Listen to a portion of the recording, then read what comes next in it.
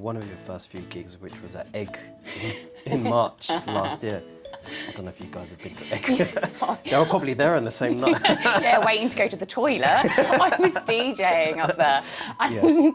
And I was DJing and everyone was just queuing. And I was like, oh, there's people coming. No, they're queuing to go to the toilet. And I was just like, I'm Or put here. their coats away, that was it. That was it, okay. Go to the maybe toilet or put their coats away. But that was one of your first gigs Yeah. in March last year, and you've progressed a lot since then.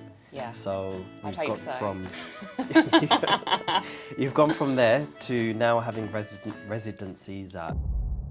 Hello everyone, and welcome back to another episode of The Way of Wealth with myself, Prajesh.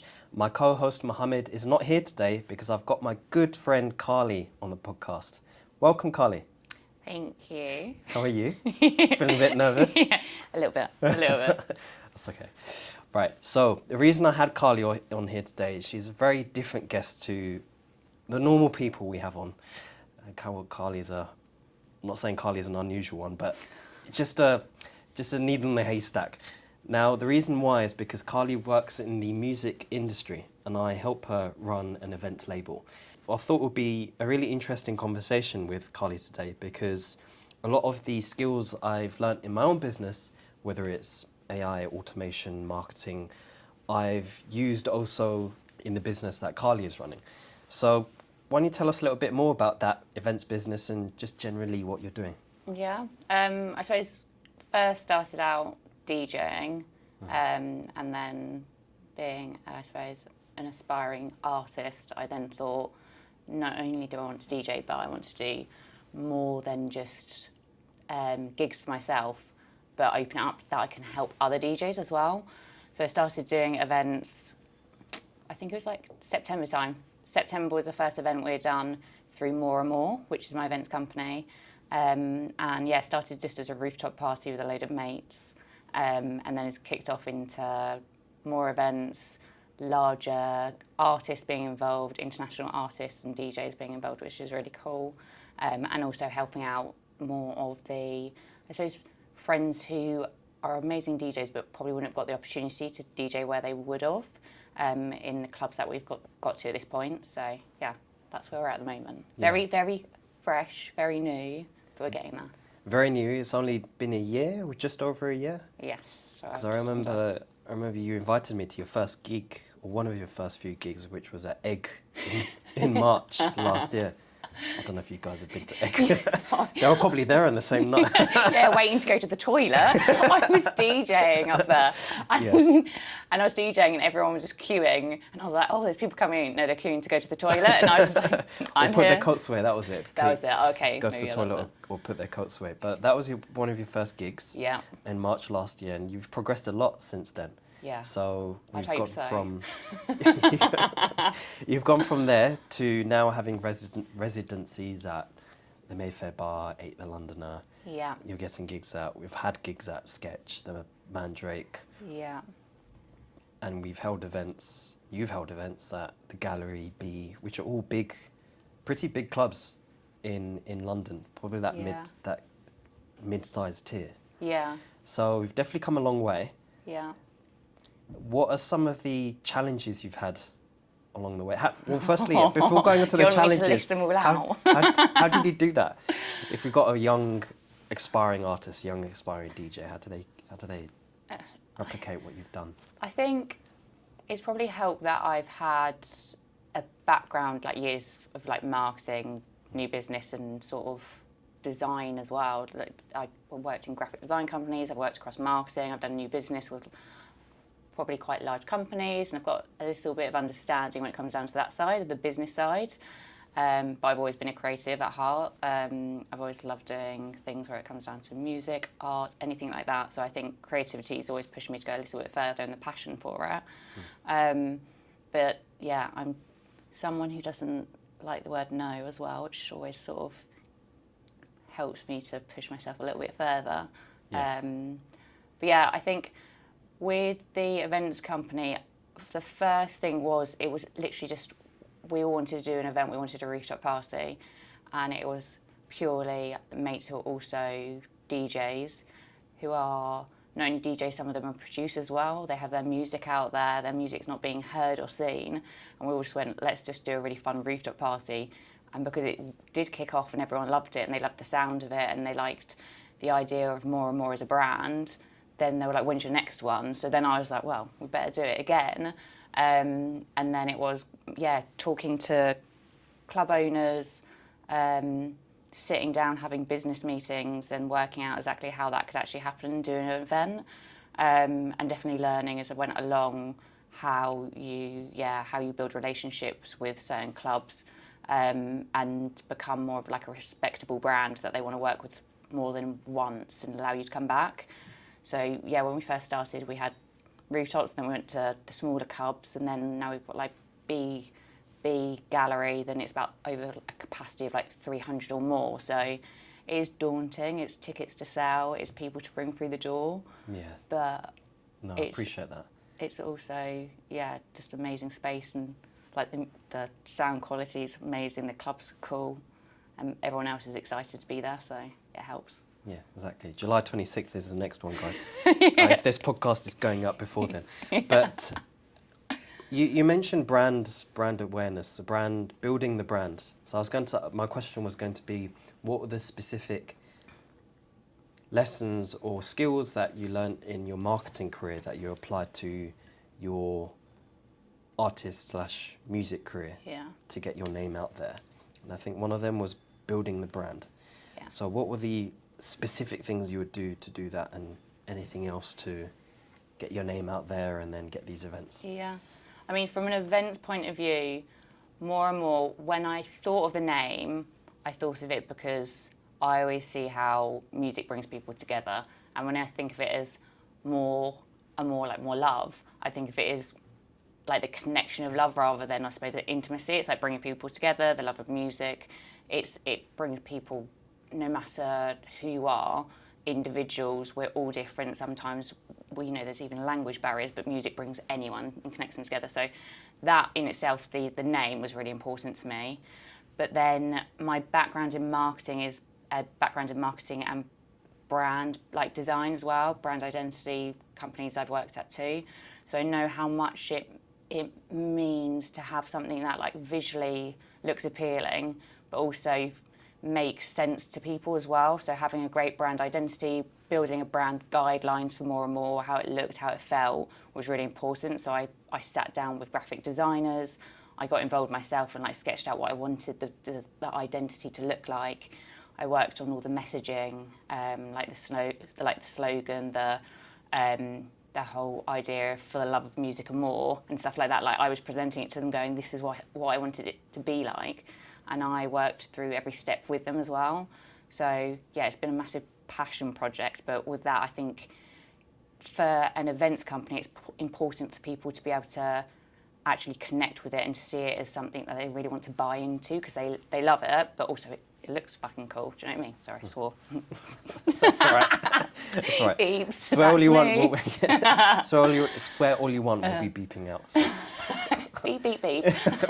And then from a side of like a DJ as an individual, you may be an amazing DJ, but if you don't showcase your talent enough, how are people supposed to find you? So I think the importance of understanding social media, how it gives you a platform to stand on. You may have good network and connections in the industry, but if it's all behind closed doors and people can't get to know you as a person or as an individual or see that, it's really difficult for them to book you. So I think really understanding how to use social media as a platform to showcase yourself, and just having a really good portfolio too. And I think you mentioned it earlier, but not taking no as an answer. I think I can definitely resonate with that myself, because when I contact prospects or clients, a lot of the times it's not no that's the issue, it's the not get back to me or the silence that can be the issue. Because inherently in my business, the planning I do is really important, but it's not urgent. Wills, financial planning, it's people are too busy to organise all of this. So they long it off and I always have to chase. And I never take silence as the final answer or ever as a no. It's only when they say no that I think to myself, okay, here are the lessons I learned. Let me move on to the next thing.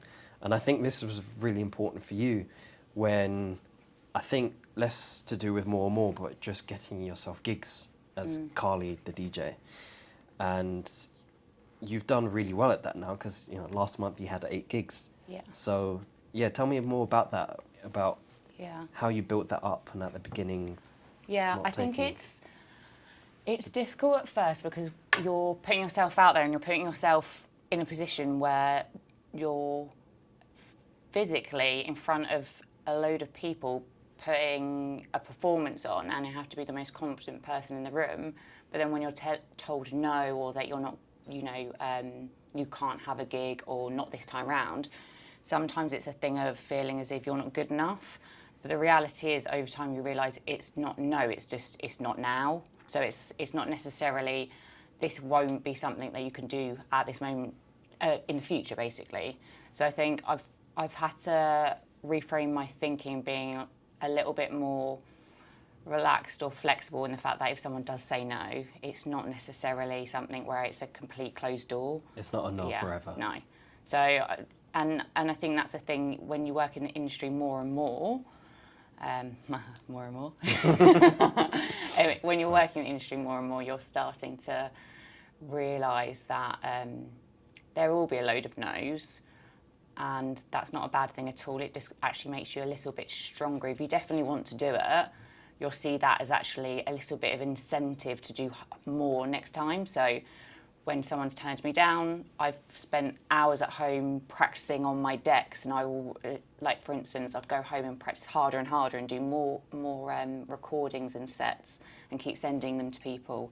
If someone hasn't replied to my WhatsApp or to me on Instagram or an email, then I'll give them a bit of space, and then I'll aggravate them a little bit more later at a certain time, or think about maybe that wasn't the right decision at the point or wasn't right for me, but maybe my opportunities lie elsewhere. So there's always ways around it. It's just not a complete like stopping point. It's just what can you do differently, or how can you think about you can come back to them in a month or so and just be ready for that point where they actually say yes. So what were you doing differently compared to other DJs that wanted to secure these gigs too? Apart from being persistent. I don't know. I think, honestly, I know quite a few people who are amazing DJs and producers, but it is purely like I'm just a gritty person. I don't know, like I am someone who will, like I say, I'd rather not sleep, I'd rather work harder. Like I know that if you don't put in the hours, then you can't expect anyone to give anything to you. Like no one's in a situation where you're the best person in the world. Not even, there isn't one DJ who is the best in the world, because everyone has personal preference. So you've got to understand that if you haven't got the commitment or the passion to really pursue it, there's going to be someone else around the corner who has. So it's not about competing with others, it's just being ready to put yourself out there and try as hard as you can. And if you don't have that, then you can't expect it to be handed to you on a plate. So I think it's not like I'm doing anything differently, it's just make sure I'm attractive in a way that I've got everything in the right places, like try to do my social media correctly, try to speak to the right people, network, build my sort of connections within the music industry. And every time I'm out and about, I'm not going on a right piss up.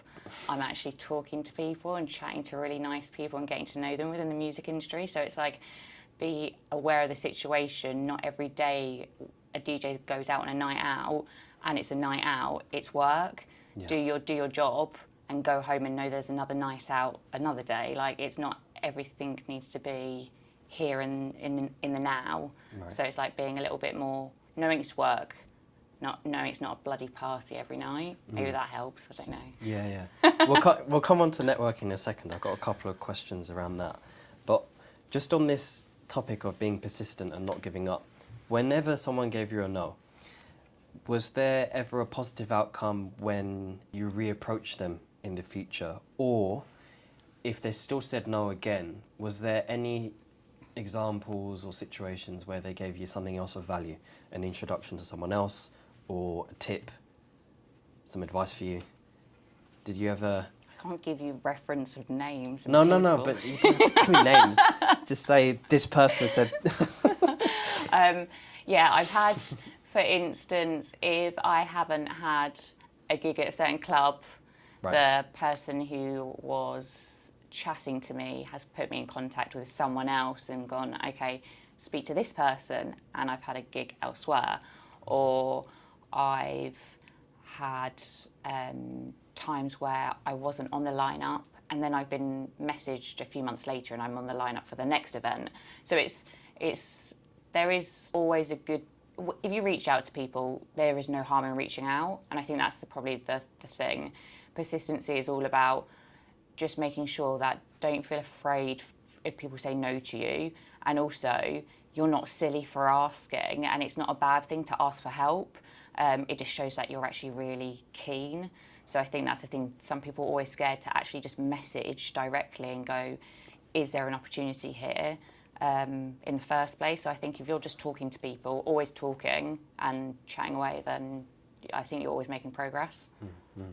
And I can resonate with that to a certain extent in terms of our prospects and clients and professional introducers as well. Because when people say no to us, if we're omnipresent in that we're on multiple platforms showing or producing content, and they say no, but then they see we post an interesting video about investing or estate planning or anything else, and I've not done any outreach. Okay, I know it's slightly different in the music industry. It can be a bit more direct, but if you're adding people on Instagram and you're showing that you played at a cool venue, or you got a gig somewhere, then that attracts attention to yourself, and then the person who originally said no might actually come back to you. And they might still say no, but they're showing more interest and actually might refer someone else to you. Sorry? I forgot. I forgot what you put up on the thing. Sorry. Oh, thank you. Go on. Ask me how I got into business. Oh, no. How did I get into business, Carli? Great question. So,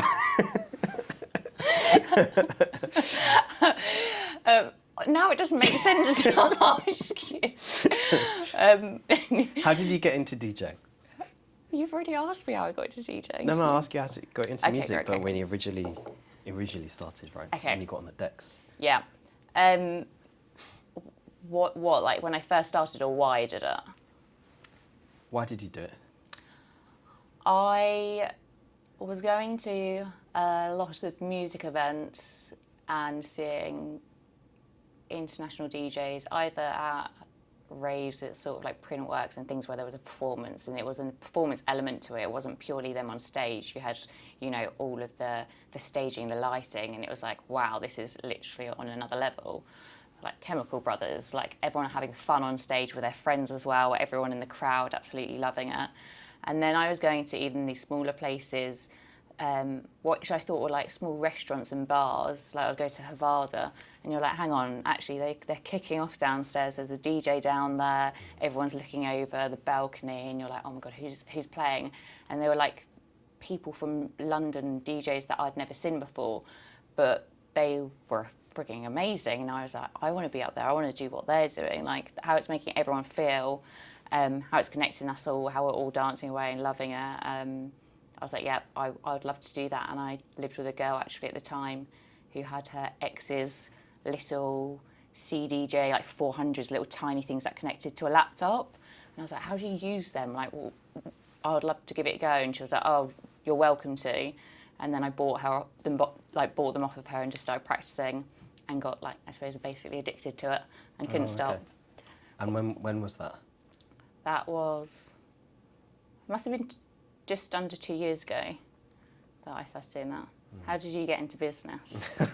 You tell me, your side. How did I get into DJing or business? No, you tell me. When did you start DJing? I actually started DJing when I was 18 years old, so I've got a long history. What? Yeah. Did you not know this? No. So it was at school parties, my friend Jordan would DJ, it was his decks, his speakers that would take to all the house parties when everyone was turning 18 years old. Yeah. Actually, I had a pair of decks at home as well. I used Tractor. Yeah. What's Tractor? It's a different software. Okay, right. Yeah. So Jordan would DJ all the commercial pop, EDM, Calvin Harris, Example, all of those types of songs, and I would DJ all of the hip hop and R&B, Jay-Z, Kanye West, all of that. So I had a few gigs. I think I did 4 or 5 that year, back to back with Jordan. I think I had one by myself too. And that particular gig, the deck stopped working, so I had to DJ with the laptop. I've done that before. With the mouse. Yeah. It's very difficult. Yeah. It was literally one button at a time. So you could say I had experience there for a year. Then I stopped for 10 years. And I picked it up back again in May 2022. So I think even before you still. Yeah. Yeah, so... Don't make out that you're like been DJing more than me. You're such a lie. Where have you been DJing then? Just in my bedroom. Yeah. We're all bedroom DJs at first. Yes, we are. So, yes, that's how it started for me in DJing. In terms of business, I think where it really started for me was at university. I remember being told by not just my father, but a few people that I was very good with people. Very good with people management and liaising with people. But I also had a very keen interest and passion for finance and investing and numbers and maths and all the rest of it. Not too deep on the maths, but the investing stuff. Money. Money interested Ding, me. People and money. So at Queen Mary, where I went to for university, we had a fantastic careers library full of amazing resources. And I remember pulling a little thin book out of the shelf of a book about all the different careers in banking and finance. Investment management, mergers and acquisitions, asset management, and one of the 2 folds was wealth management. And at the top corner of each page, there will be a little scale of quality of life and reward pay and easiness to get into, all this stuff. And I remember investment banking was like top at all of the gauges. But reading the wealth management one in more detail, I thought this is the perfect combination of my keen interest in asset management, but also getting in front of people immediately. I remember folding down the page on that and the page on asset management and researching more careers in asset management. It was becoming clear that if I wanted to start dealing with people, I'd have to work my way up to that. And initially in asset management, you will start off as an analyst and move up to associate, but you'll still be very much behind a computer and working closely with your team. And it's a fund manager who would perhaps go out and visit the companies they invest in or liaise with directly with people. So it would take years to get up to that. Whereas wealth management, I could throw myself, not in the deep end, well, yeah, effectively the deep end straight away, in dealing with people and their personal finances rather than large assets for companies straight away. So after university, I did a little stint at an investor relations while I was looking quite pertinently for careers in wealth management. And yeah, at that point, I landed my role as a trainee financial advisor at St. James's Place back in 2016 now, so 9 years ago. So that's how I just got heard started. the beginning of you saying you were good with people, and I was just like, nice. Really? I'm joking. I think I'm great with people. You are. You're And, very good. and spreadsheets as You well. are. You've helped me a lot. In fact, these are 2 skills I bring to more and more, right? The spreadsheets and the people management. You are the people person, yeah, and you are very, Yeah. very helpful with spreadsheets. But What's your title for More and More? I'm the spreadsheet director of Thank More and you. More. Yes.